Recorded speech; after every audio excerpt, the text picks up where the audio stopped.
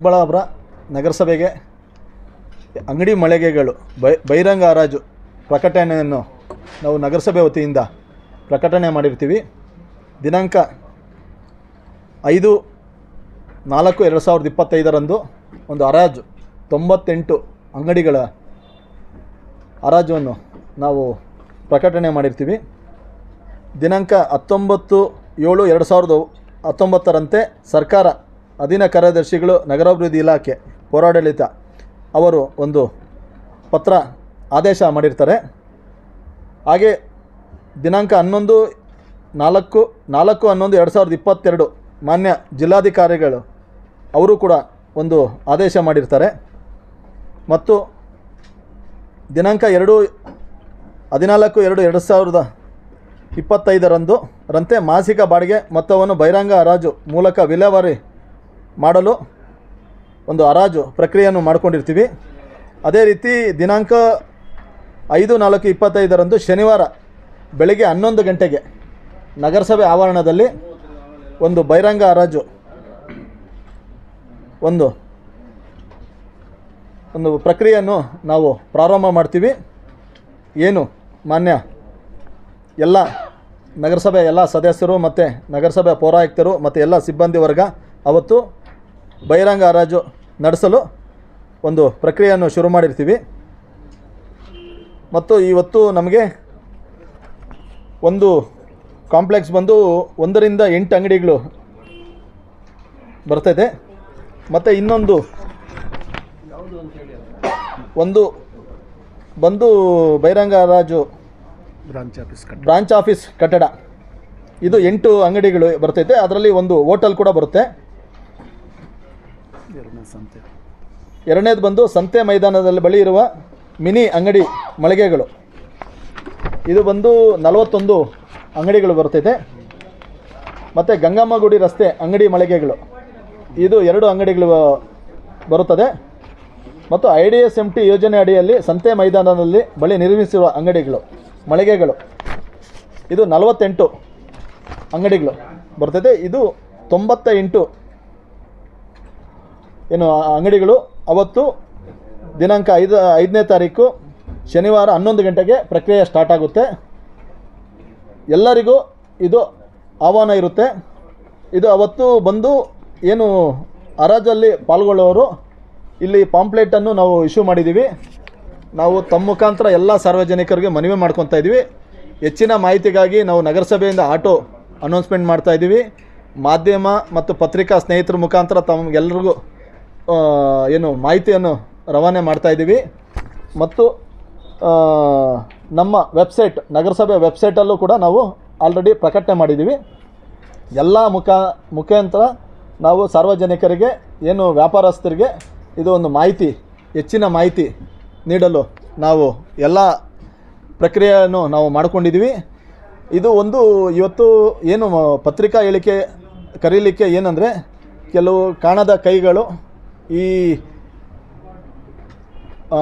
ಹರಾಜನ್ನು ಮುಂದೂಡಬೇಕಂತೇಳ್ಬಿಟ್ಟು ಒಂದು ಒತ್ತಡವನ್ನು ಏರ್ತಾ ಇದೆ.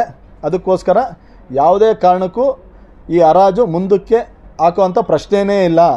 ಇದು ನಾವು ಒಂದು ಸಭೆಯಲ್ಲಿಟ್ಟು ಒಂದು ಸರ್ವಾನುಮತದಿಂದ ತೀರ್ಮಾನ ತೆಗೆದುಕೊಂಡು ಒಂದು ಜಿಲ್ಲಾಧಿಕಾರಿಗಳ ಮತ್ತು ಪೌರಾಡಳಿತ ನಿರ್ದೇಶನದಿಂದ ಒಂದು ಅನುಮತಿ ತೆಗೆದುಕೊಂಡು ಒಂದು ರಿಸರ್ವೇಷನ್ಸ್ ಸಾಕಷ್ಟು ಬಾರಿ ನಮ್ಮಿಂದ ಜಿಲ್ಲಾಧಿಕಾರಿಗಳ ಕಚೇರಿಗೆ ಹೋಗಿ ಫೈಲು ಅವರು ರಿಟರ್ನ್ ಕಳಿಸಿ, ಏನಕ್ಕೆ ರಿಟರ್ನ್ ಬಂತು ಅಂದರೆ ನಮ್ಮದು ನಾರ್ಮ್ಸ್ ಇರುತ್ತೆ, ರಿಸರ್ವೇಷನ್ಸ್ ಎಲ್ಲ ವರ್ಗಕ್ಕೂ ನಾವು ಸಮಾನತೆ ಅಂದು ರಿಸರ್ವೇಷನ್ನು ಕೊಟ್ಟು ನಾವು ಅದನ್ನು ಸರಿಪಡಿಸಿ ಇವತ್ತು ಹರಾಜು ಪ್ರಕ್ರಿಯೆ ಮಾಡಿದ್ವಿ. ಇದು ಸುಮಾರು 30 ವರ್ಷಕ್ಕಿಂತ ಹೆಚ್ಚು ಅವಧಿಯಿಂದ ಹರಾಜು ಬಾಕಿ ಇತ್ತು. ಇವತ್ತು ನಾವು ಎಲ್ಲ ವಿಶ್ವಾಸಕ್ಕೆ ತೆಗೆದುಕೊಂಡು ಎಲ್ಲ ನಮ್ಮ 31 ಸದಸ್ಯರು ನಾಮಿನಿ ಸದಸ್ಯರು ಎಲ್ಲನೂ ವಿಶ್ವಾಸಕ್ಕೆ ತಗೊಂಡು ಇವತ್ತು ಒಂದು ಸರ್ವಾನುಮತದಿಂದ ಇವತ್ತು ತೀರ್ಮಾನ ತೆಗೆದುಕೊಂಡಿದ್ದೀವಿ. ಇವತ್ತು ಹರಾಜು ನಾವು ಅವತ್ತು ಖಂಡಿತ ನಡೆಯುತ್ತೆ. ಅದಕ್ಕೆ ಸಾರ್ವಜನಿಕರು ಯಾರೂ ಗೊಂದಲ ಆಗಬೇಕಾಗಿಲ್ಲ. ಅವತ್ತು ಹರಾಜಲ್ಲಿ ಎಲ್ಲರೂ ಪಾಲ್ಗೊಳ್ಬೇಕಂತೇಳ್ಬಿಟ್ಟು ಈ ಏನು ನಮಗೆ ಇವಾಗ 98 ಅಂಗಡಿನೂ ಸೇರಿ 50,000 ರೂಪಾಯಿ ಕೂಡ ಬಾಡಿಗೆ ಬರ್ತಾಯಿಲ್ಲ. ನಡೆಸಬೇಕಂದ್ರೆ, ನಗರ ಅಭಿವೃದ್ಧಿ ಮಾಡಬೇಕಂದ್ರೆ ಇದು ಹರಾಜು ಮಾಡಿದ್ದಲ್ಲಿ ನಮಗೆ ಒಂದು ತಿಂಗಳಿಗೆ 25 ಲಕ್ಷಕ್ಕೂ ಹೆಚ್ಚು ನಮಗೆ ಅನುದಾನ ನಮಗೆ ಹೆಚ್ಚಾಗುತ್ತದೆ. ನಾವು ನಗರ ಅಭಿವೃದ್ಧಿ ಮಾಡೋದಕ್ಕೆ ಒಂದು ಅವಕಾಶ ಆಗುತ್ತೆ. ಅದಕ್ಕೋಸ್ಕರ ಯಾರ್ಯಾರು ಇದನ್ನು ಕಾಣದ ಕೈಗಳು ಒತ್ತಡ ಮಾಡ್ತಾಯಿದೆ ಅವ್ರಿಗೆ ನಾನು ನಿಮ್ಮ ಮುಖಾಂತರ ಒಂದು ಮನವಿ ಮಾಡ್ತೀನಿ. ಯಾವುದೇ ಕಾರಣಕ್ಕೂ ಈ ಥರದಕ್ಕೆ ನೀವು ಕೈ ಹಾಕಕ್ಕೆ ಹೋಗಬೇಡಿ. ನೀವು ಇದು ನಗರಸಭೆ ಅಭಿವೃದ್ಧಿ ಆಗಬೇಕಂದ್ರೆ, ನಗರ ಅಭಿವೃದ್ಧಿ ಆಗಬೇಕಂದ್ರೆ ನಮಗೆ ಹೆಚ್ಚಿನ ವರಮಾನ ಬಂದರೆ ನಾವು ನಗರ ಅಭಿವೃದ್ಧಿ ಮಾಡ್ಬೋದು. ನಮಗೂ ಸಾಕಷ್ಟು ತಿಂಗಳಾದರೆ ಸಾಕು, ನಮಗೆ ಮೇಂಟೆನೆನ್ಸು ವ್ಯವಸ್ಥೆ ಇರ್ತೈತೆ. ಅದಕ್ಕೆಲ್ಲ ಅನುದಾನ ಬೇಕು.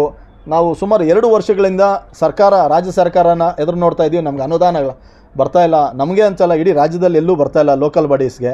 ಅದಕ್ಕೋಸ್ಕರ ನಮ್ಮ ವರಮಾನ ನಾವೇ ಹೆಚ್ಚು ಮಾಡ್ಕೊಬೇಕಂತ ಹೇಳ್ಬಿಟ್ಟು ಇದು ಏನು ನಮ್ಮ ಸಾರ್ವಜನಿಕರ ಒಂದು ಹಿತದೃಷ್ಟಿಯಿಂದ ಇವತ್ತು ಒಂದು ಪತ್ರಿಕಾ ಹೇಳಿಕೆ ಕರೆದು ಅವತ್ತು 100ಕ್ಕೆ 100 ಭಾಗ 5ನೇ ತಾರೀಕು 11 ಗಂಟೆಗೆ ಪ್ರಕ್ರಿಯೆ ಸ್ಟಾರ್ಟ್ ಆಗುತ್ತೆ. ಎಲ್ಲರೂ ಬಂದು ಆ ಬಿಡ್ಡು ಯಾವ್ಯಾವ ನಂಬರ್ ಅಂಗಡಿಗಳಿಗೆ ನೀವು ನಮ್ಮ ಕೌಂಟರ್ ಇರ್ತೈತೆ, ಕೌಂಟರಲ್ಲಿ ನೀವು ಹಣ ಪಾವತಿ ಮಾಡಿ ಬಿಡ್ಡು ನೀವು ಪಾಲ್ಗೊಳ್ಬೇಕಂತ ಹೇಳ್ಬಿಟ್ಟು ಈ ಸಂದರ್ಭದಲ್ಲಿ ತಮ್ಮ ಮುಖಾಂತರ ಎಲ್ರಿಗೂ ಒಂದು ಮನವಿಯನ್ನು ಮಾಡ್ಕೊತಾ ಇದ್ದೀವಿ. ಜಾತಿ ಪ್ರಮಾಣ ಪತ್ರ ಕೊಟ್ಟಿರ್ತಾರೆ ಅವ್ರು ಮಾತ್ರ ಪಾಲ್ಗೊಳ್ಬೇಕು. ಅಂದರೆ ಇದು ಬಿಡ್ ಅಮೌಂಟು ಅಡ್ವಾನ್ಸು ಏನೇನಿದೆ ಅದು ಎಲ್ರಿಗೂ ಒಂದೇ, ಇದು ಕಮರ್ಷಿಯಲ್ ಆಗಿರೋದ್ರಿಂದ ಎಲ್ರಿಗೂ ಒಂದೇ ಅನ್ವಯಿಸ್ತೈತೆ.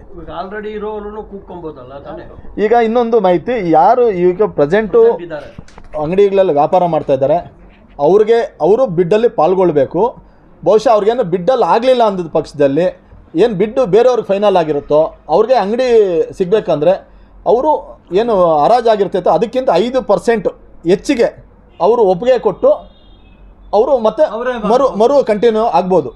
ಅದು ಒಂದು ಅವಕಾಶ ಇದೆ. ಫೈನಲ್ ಅಮೌಂಟ್ ಏನು ಬಿಡ್ಡು ಆಗುತ್ತೆ. ಈಗ ನಾವು ಎಕ್ಸಾಂಪಲ್ ನಾನು ಒಂದು ಹೇಳ್ತೀನಿ. ಹರಾಜು ಭಾಗವಹಿಸ್ಬೇಕಂದ್ರೆ 50,000 ರೂಪಾಯಿ ಕಡ್ಡಾಯವಾಗಿ ಕಟ್ಟಬೇಕು. ಒಂದು ಬಾಡಿಗೆ ಬಂದು 5,435 ರೂಪಾಯಿ ಇದೆ ನಮ್ಮದು ನಗರಸಭೆ ಬಿಲ್ಡಿಂಗು. ಅದೇ ನಗರಸಭೆ ಬಿಟ್ಟು ಖಾಸಗಿ ಅಂಗಡಿಗಳು ಪಕ್ಕದಲ್ಲಿ 20,000 ಬಾಡಿಗೆ ಕಟ್ತಾ ಇದ್ದಾರೆ. ನಗರಸಭೆಗೆ ಅದರಲ್ಲಿ ಅರ್ಧ ಭಾಗ ಕಟ್ಟರೂ ನಮಗೆ 10,000 ರೂಪಾಯಿ ಆಗುತ್ತೆ. ನಮ್ಗೆ ಹೆಚ್ಚು 98 ಅಂಗಡಿ ಅಂದರೆ ಹೆಚ್ಚು ಕಮ್ಮಿ ನಮಗೆ 10 ರಿಂದ 15 ಲಕ್ಷ ಒಂದು ತಿಂಗಳಿಗೆ ವರಮಾನ ಹೆಚ್ಚಾಗುತ್ತೆ. ನಮಗೆ ಈಗ ಅಷ್ಟು ಅಂಗಡಿ ಸೇರೋದನ್ನು 50,000 ಕೂಡ ಬಾಡಿಗೆ ಬರ್ತಾ ಇಲ್ಲ. 300 ರೂಪಾಯಿ ಕಟ್ತಾ ಇದ್ದಾರೆ, 400 ರೂಪಾಯಿ ಕಟ್ತಾ ಇದ್ದಾರೆ. 300-400 ರೂಪಾಯಿ, 300-400 ರೂಪಾಯಲ್ಲಿ ಒಂದು ಕಮರ್ಷಿಯಲ್ ಅಂಗಡಿಗಳು ಯಾವ ನ್ಯಾಯ ಅಂತ ನಾನು